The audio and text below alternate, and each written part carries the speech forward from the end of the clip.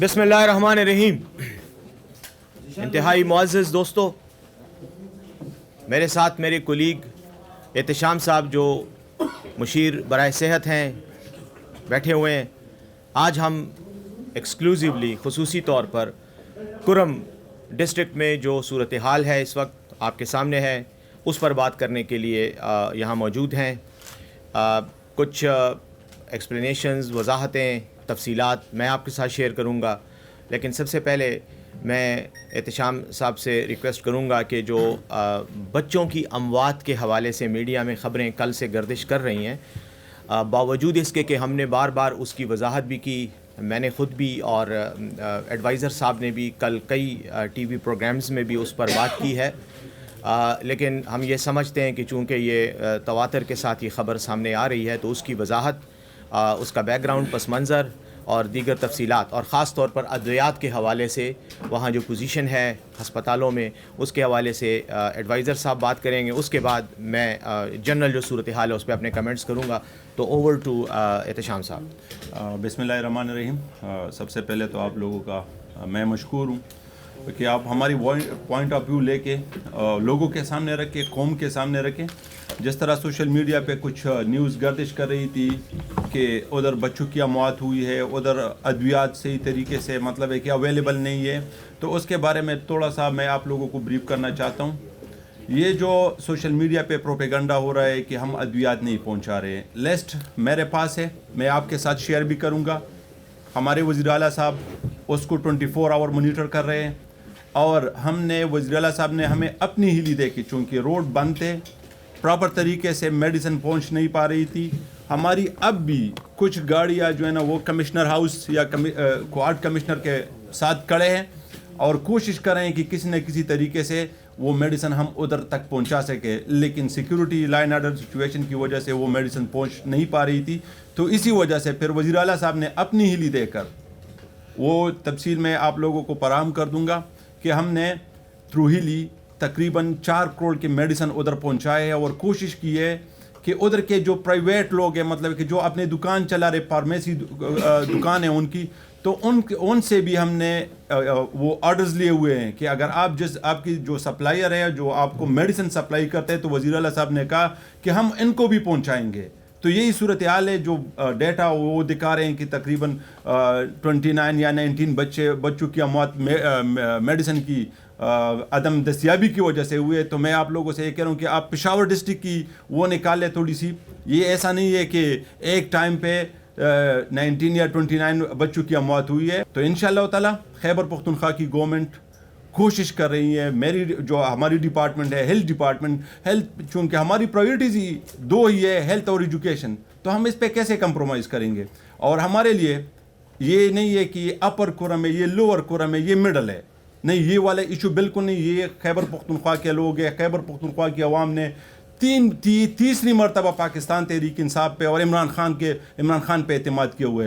तो इंशाअल्लाह ताला हम इसको मायूस नहीं होने देंगे, हम पूरी कोशिश करें। अभी भी हमने 2 कैब रवाना किए हुए, इंशाअल्लाह वो भी पहुंच जाएंगे, और कोशिश कर रहे हैं। और ये जो एक व्हाट्सएप ग्रुप में एक मैसेज किया गया था कि मैं फलाना हॉस्पिटल का MS बोल रहा हूँ, जब हमने उसकी तस्दीक की तो वो MS था ही नहीं। वो अपने आप को वैसे MS जाहिर करके कि मेरे पास मेडिसिन नहीं है और मेरे पास ये है, मेरे पास ये नहीं है। तो इंशाअल्लाह ताला हम कोशिश कर रहे हैं कि हम जो हमारी रिस्पांसिबिलिटी है कि उसको हम पूरा कर सके। और वज़ीर आला साहब इसको 24 आवर मोनीटर कर रहा है, इसके वो सब आपके सामने है। तो इंशाअल्लाह ताला जितनी भी खैबर पख्तूनख्वा की गवर्नमेंट से हो सकेगी तो हम करेंगे अपनी आवाम के लिए। ये चूँकि जो बच्चे हैं ये हमारे बच्चे हैं, इंशाअल्लाह ताला जो जिस तरीके से खैबर पख्तूनख्वा के लोगों ने हम पे एतमाद किए हुए, हम कोशिश करें कि उससे उनकी तवक्कुआत से बढ़कर इनको सपोर्ट करें। शुक्रिया जी। अब मैं आपने एडवाइज़र साहब की गुफ्तगू सुनी, 29 बच्चों की जहाँ तक जांबाग होने की इत्ला है। इसमें एक वक्त भी है जब हमने उनका एडवाइज़र साहब ने अपनी टीम को हिदायत की है, इसकी हम तहकीकात भी कर रहे हैं, और वो जो उनके जांबाग होने के हवाले से जो भी तनाज़र है वो सामने आ जाएगा, वो हम आपके साथ शेयर करेंगे। लेकिन ये यकीन से हम आपको दिलाते हैं कि ये इस کرائسس کی وجہ سے یا ان ادویات کی کمی کی وجہ سے ایسا نہیں ہوا.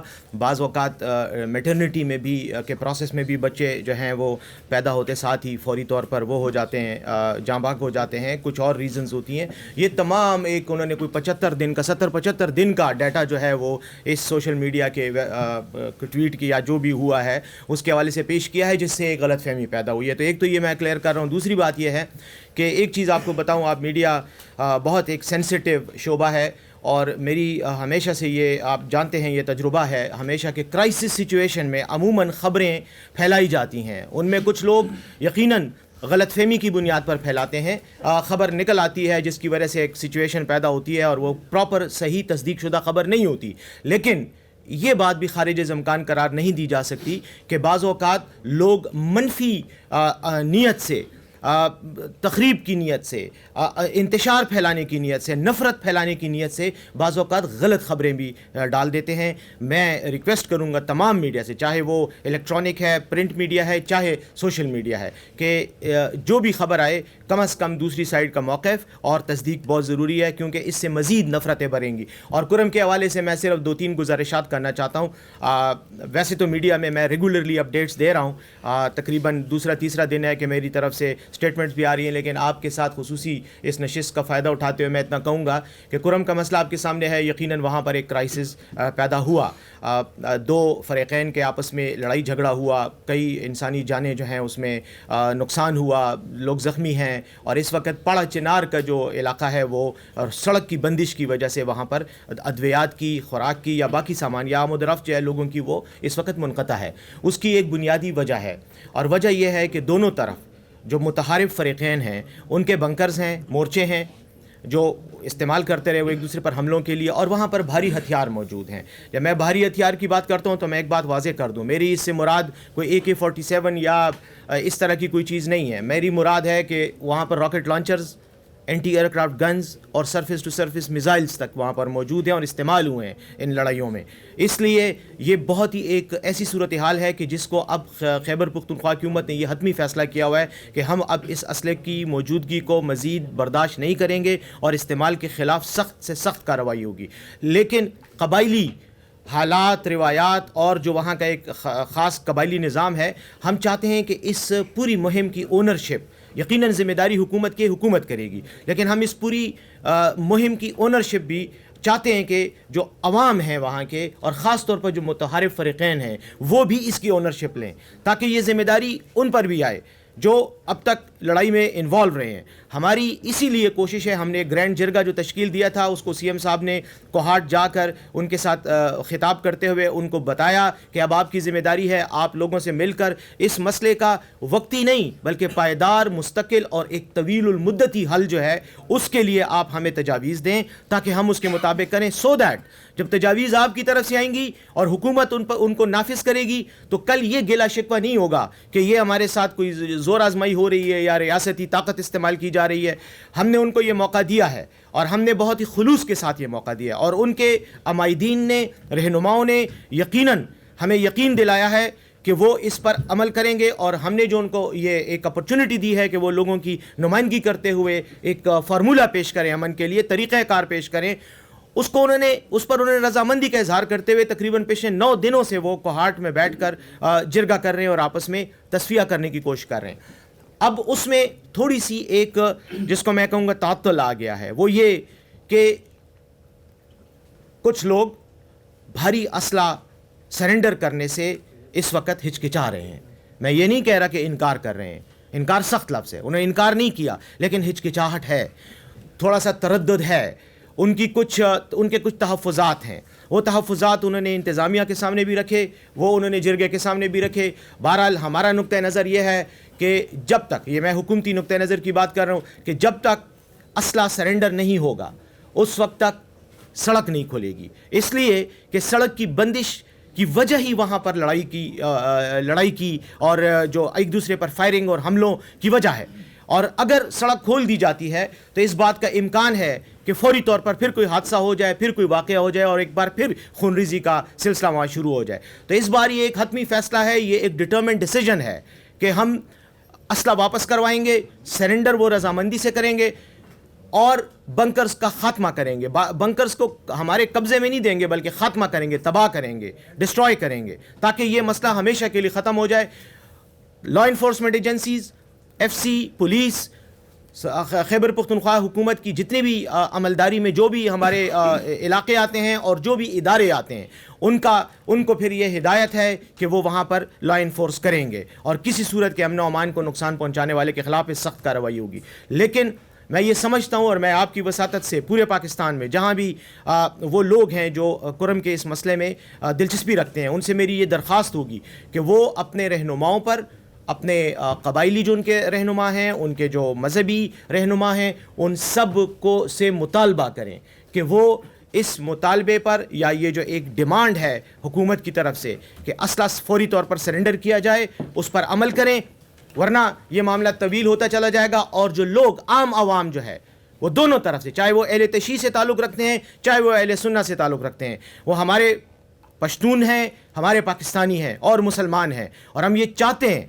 کہ ان کی تکالیف کم ہو سکتا ہے بعض لوگ تحفظات رکھتے ہوں, ہمیں ان کے تحفظات کا احترام ہے, لیکن ہم انہیں یہ یقین دلاتے ہیں کہ ہم وہ فارمولہ دیں گے ان کو کہ جس کے ذریعے یہ مسئلہ حل ہوگا. لیکن ان کو بھی ہمارے ساتھ تعاون کرنا چاہیے تاکہ عوام کی تکالیف ختم ہو. باقی جہاں تک ہماری طرف سے اقدامات کا تعلق ہے, مکمل طور پر جیسے وزیر صحت صاحب نے فرمایا, میڈیسن کا کوئی ایشو نہیں. ابھی جیسے ہم بات کریں, ایک ہمارے MI-17 ہیلی کاپٹر جو ہے وہ لوڈ ہو رہا ہے, وہ آج سدا جا رہا ہے. ہم سدا اور پاڑا چنار دونوں علاقوں کو پرووائڈ کر رہے ہیں. کچھ زخمیوں کی فہرستیں بھی ہم نے دی ہیں, ہم کوشش کر رہے ہیں کہ ان کو بھی وہاں سے نکالا جائے, جن کا وہاں پہ کچھ کو نکالا جا چکا ہے, کچھ کو نکالنے کی کوشش کریں. لیکن ایک چیز ہے, زخمیوں کے نکالنے پہ کوئی پرابلم نہیں ہے, ہم ہر وقت تیار ہیں, رات کو بھی دن کو بھی تیار ہیں. صرف مسئلہ یہ ہے کہ بعض لوگ ایسے علاقوں میں ہیں جہاں پر بندش کی وجہ سے ان کو بائی لینڈ ایئرپورٹ تک لایا نہیں جا پا رہا.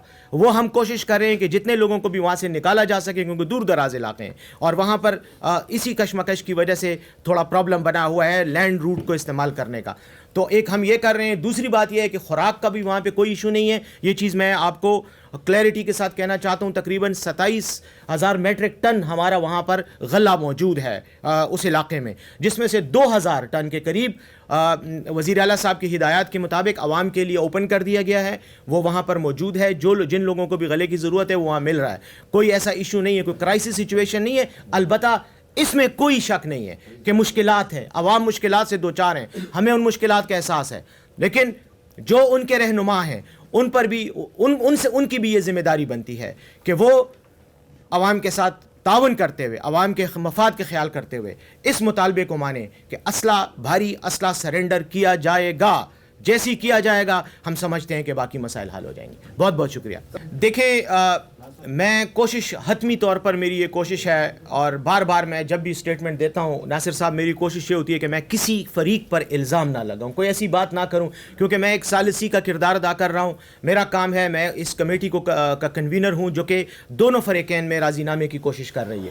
تو میری کوشش یہ ہوگی کہ میں کسی کے بارے میں ایسی بات نہ کروں جس سے تلخی پیدا ہو. لیکن یہ ضرور کہوں گا کہ یقیناً دونوں طرف سے ایسی قوتیں بالکل شاید ایکٹیو ہیں کہ جو معاملے کو طول دے رہی ہیں. شاید ان کا مفاد اس میں ہو, لیکن بہرحال عوام کا مفاد اس میں نہیں ہے. چاہے وہ اہل تشیع سے تعلق رکھنے والے عوام ہیں, چاہے وہ اہل سنت سے تعلق رکھنے والے عوام ہیں, چاہے وہ پاڑا چنار کے رہائشی ہیں, چاہے سدا اور کرم کے دیگر علاقوں کے رہائشی ہیں. اس میں کوئی اپر اور لوور کرم کی بھی تفریق نہیں ہے. کرم کا پورا ضلع جس میں 3 تحصیلیں ہیں, اپر, لوور اور سینٹرل, تینوں ہمارے پاکستان کی تحصیلیں ہیں. ضلع ہے, عوام ہے, ہم سب مسلمان, پاکستانی اور پشتون ہیں, اور ہمارے دل ان کے ساتھ دھڑک رہے ہیں. آپ یقین کریں, کل میں نے کچھ تصاویر کچھ خواتین کی دیکھی جو زخمی ہیں.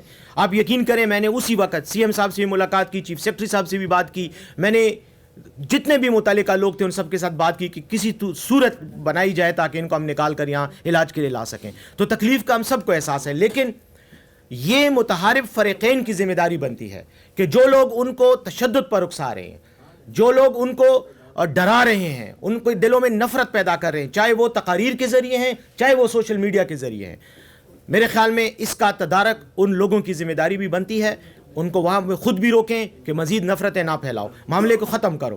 بالکل اس میں شک نہیں ہے کہ پہلے طویل المدتی یہ پرابلم نہیں تھا, وقتی طور پر ہوا. آپ کو پتہ ہے 2008 میں مری معاہدہ بھی ہوا, کیونکہ 2007 میں بہت شدید قسم کے فسادات ہوئے تھے. 2008 میں مری معاہدہ ہوا, ٹھیک ہے اس پر منوان عمل نہیں ہو سکا, اس میں کچھ حکومتوں کی لاپرواہیاں تھیں اور کچھ جو ہے وہ متحارب فریقین کے بھی آپس میں شاید اس پر پھر ایگریمنٹ نہیں ہو رہا تھا, کئی چیزوں پہ ان کو اختلافات تھے. تو یہی وہ تمام وجوہات ہیں کہ جن کی وجہ سے آج وہ علاقہ اس آگ میں جل رہا ہے. میں یہ سمجھتا ہوں کہ دونوں فریقین کی بھی ذمہ داری ہے اور حکومت کی یقیناً ہے, لیکن ہم اپنے طور پر کوئی کام اس وقت تک نہیں کرنا چاہتے جب تک ہم ان لوگوں کی مرضی کے مطابق فارمولہ ہمارے سامنے آئے اور اس پر عمل. اس طرح ہے نا کہ پہلے بھی میں نے کہا کہ اگر کوئی یہ کہہ رہا ہے کہ ادویات کی عدم دستیابی کی وجہ سے ہوئے, تو میرے پاس سارا لسٹ پڑا ہوا ہے, وہ میں آپ لوگوں کے ساتھ شیئر کروں گا. جس ٹائم سے خیبر پختونخوا کی گورنمنٹ مطلب ہے کہ ادھر میڈیسن سپلائی کر رہی ہے, پہلے بائی روڈ تھے, جب روڈ بند ہو گئے اور سپلائی میں تھوڑا سا ایشو ہے تو پھر بائی ہیلی, وزیر صاحب نے اپنا ہیلی دے کر وہ سارا لسٹ میں آپ لوگوں کے ساتھ شیئر کروں گا کہ جس ٹائم جس ڈیٹ ہم نے میڈیسن پہنچائے اور کدھر پہنچائے ہیں.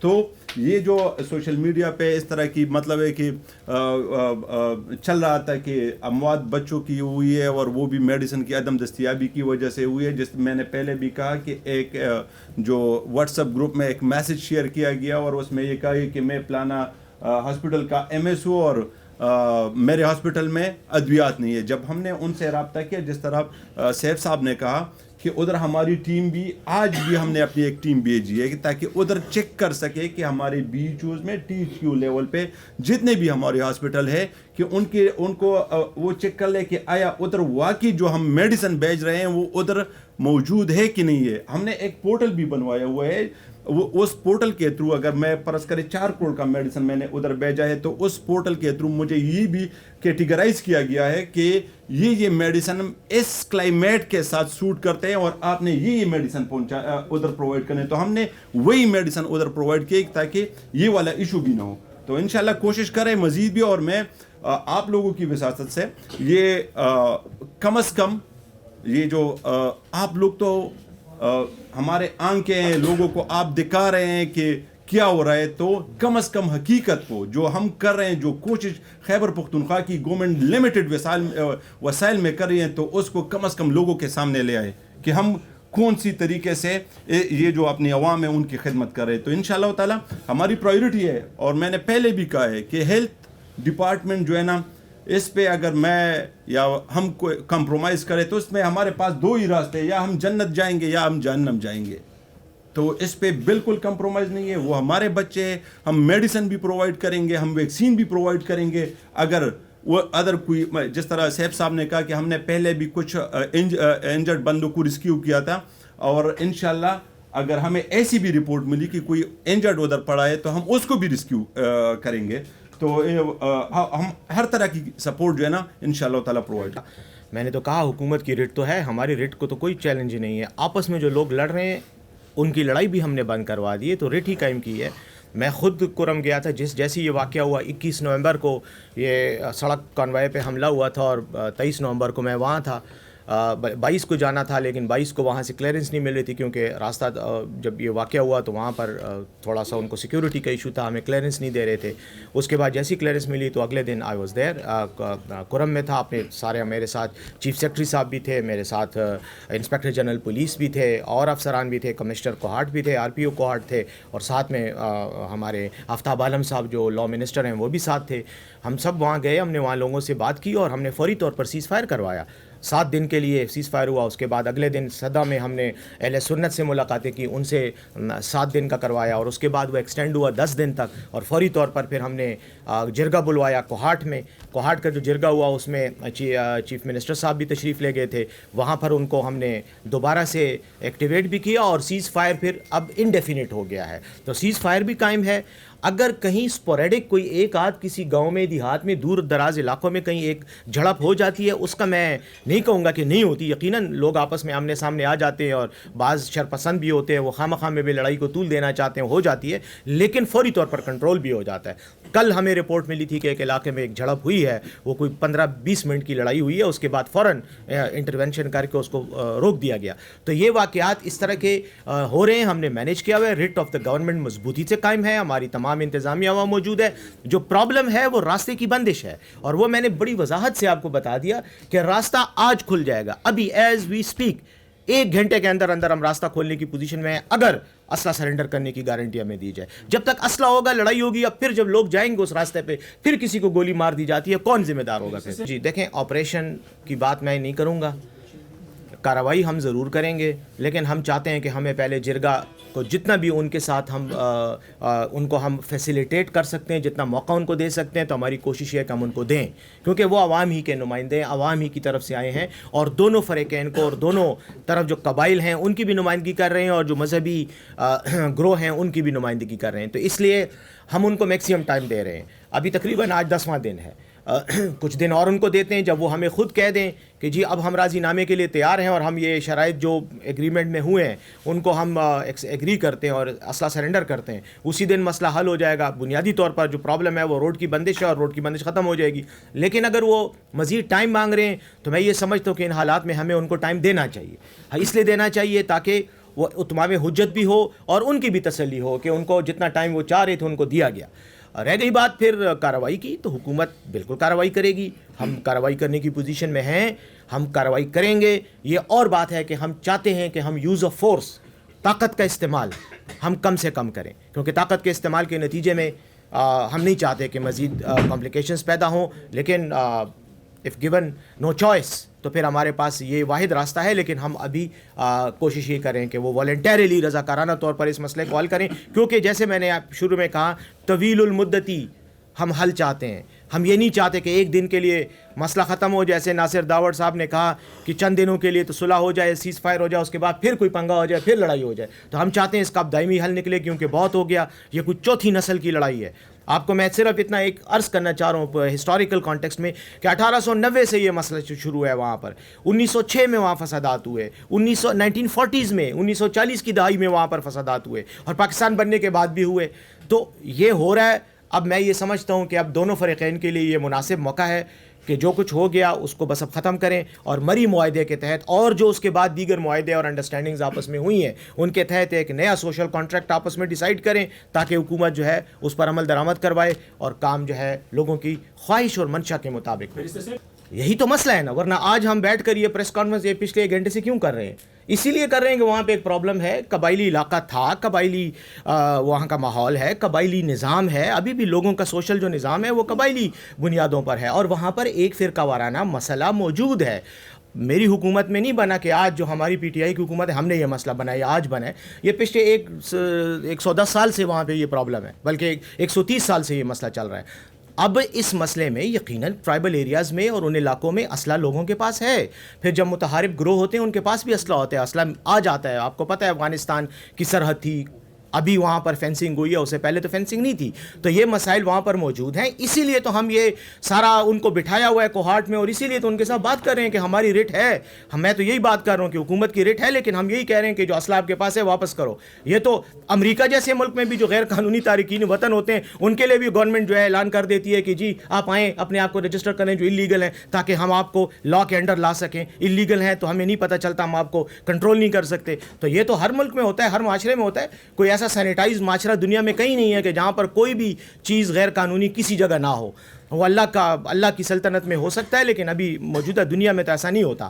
تو یقیناً ہمارے یہ مسائل ہیں, ان مسائل کو ختم کرنے کے لیے حکومت اپنی طاقت کا, لیکن طاقت سے پہلے اپنے جو ایک مدرلی فگر ہے, فیس ہے حکومت کا, ہم وہ اڈاپٹ کر رہے ہیں. ہم ان کو دوائیاں بھی پہنچا رہے ہیں, ہم ان کو خوراک بھی پہنچا رہے ہیں, ان کے مریضوں کو بھی ایویکویٹ کر رہے ہیں, لیکن ساتھ ہی ساتھ ان کو یہ کہہ رہے ہیں کہ اس سے پہلے کہ ہم طاقت کا استعمال کریں, ریاست اپنی طاقت کا استعمال کرے, آپ والنٹیرلی یہ جو آپ کے پاس غیر قانونی اسلحہ ہے اس کو آپ واپس کریں. جب یہ واپس ہو جائے گا مجھے یقین ہے کہ یہ مسئلہ بھی ختم ہو جائے گا. نہیں ہوگا تو اس کا ڈائریکٹ نقصان لوگوں کو ہو رہا ہے, وہاں کے عام عوام کو ہو رہا ہے, چاہے وہ اہل تشیع ہیں چاہے اہل سنت ہیں. کیونکہ میزائل جب آ کر گرتا ہے وہ یہ نہیں دیکھتا کہ میں جس گاؤں پہ گر رہا ہوں اس میں اہل تشیع کتنے اور اہل سنت کتنے. گولی جب چلتی ہے تو وہ شیعہ اور سنی کا فرق پوچھ کے نہیں آتی آپ کو, وہ آپ کی جسم میں گھستی اور آپ کو زخمی اور یا مار دیتی ہے. تو اس لیے میری کہنے کا مقصد یہ ہے کہ یہ وہ ایشو ہے جس پہ عوام کو یہ احساس ہونا چاہیے کہ یہ ان کا پرابلم ہے.